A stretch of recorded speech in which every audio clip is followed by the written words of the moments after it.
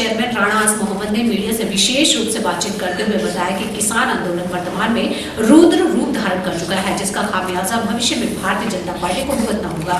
अल्पसंख्यक प्रकोष्ठ कांग्रेस के जिला चेयरमैन राणा आस मोहम्मद ने मीडिया से विशेष रूप से बातचीत करते हुए बताया कि किसान आंदोलन वर्तमान में रुद्र रूप धारण कर चुका है, जिसका खामियाजा भविष्य में भारतीय जनता पार्टी को भुगतना होगा। राणा ने कहा कि सरकार 1 वर्ष के लिए कृषि कानूनों को स्थगित करके किसानों को लॉलीपॉप देने का काम करना चाहती है, परंतु भारत का किसान बीजेपी की रणनीति भली भांति समझ चुका है तथा वह सरकार के बहकावे में नहीं आएगा।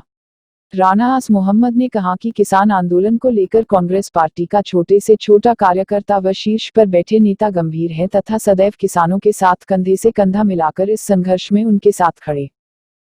राणा जी, जिस प्रकार हम देख रहे हैं कि किसान आंदोलन चल रहा है और आपकी कांग्रेस पार्टी के अंदर एक महत्वपूर्ण भूमिका है, महत्वपूर्ण जिम्मेदारी है, तो आप क्या कहना चाहेंगे इस किसान आंदोलन को?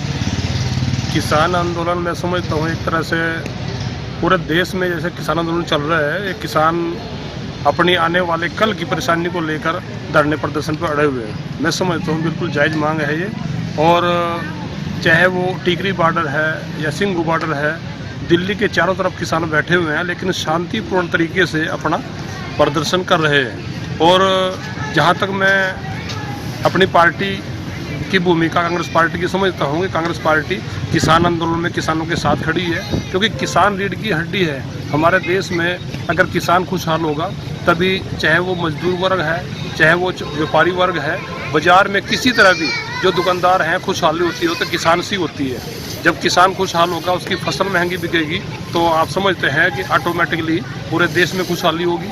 और किसान आंदोलन जो है, कांग्रेस पार्टी क्यों किसान के साथ है?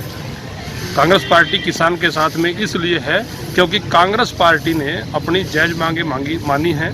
क्योंकि एक तरह से जो एमएसपी की बात है कि एमएसपी लागू हो और न्यूनतम मूल्य अपनी फसल का मांग रहे हैं किसान भाई। इसी तरह से जो 3 काले कानून थोपे गए हैं मौजूदा सरकार ने, तो उसको ख़त्म करने की बात है, क्योंकि उससे एक तरह से किसान परेशान हो जाएगा।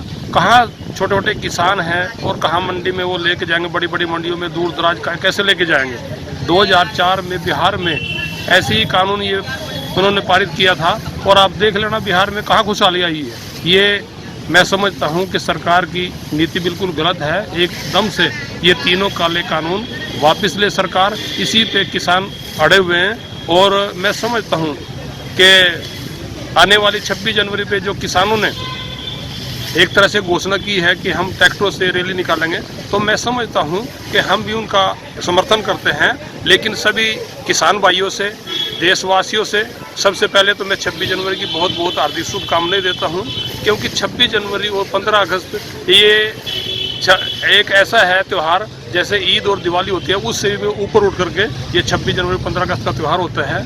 हमारा देश 15 अगस्त 1947 को आज़ाद हुआ, लेकिन जो अंग्रेजों द्वारा काला कानून बनाया गया था तो उसमें करीब 2 साल 3 महीने लगे, यानी कि नवंबर और 1949 में बन के तैयार हुआ।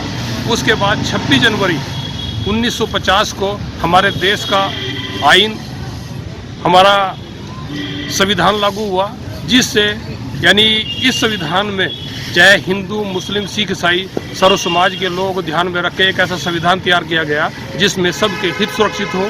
तो मैं समझता हूं कि किसान भाई बहुत ही शांतिप्रिय तरीके से अपना प्रदर्शन करेंगे और आने वाले 26 जनवरी में कोई भी ऐसा काम नहीं करेंगे जिससे कि मेरे देश की बाहर विदेश में अवहेलना हो या आने वाला कल एक तरह से दुखदायी हो। तो मैं समझता हूं किसान भाई 26 जनवरी को अपना प्रदर्शन करें, लेकिन बहुत ही शांतिप्रिय तरीके से करें।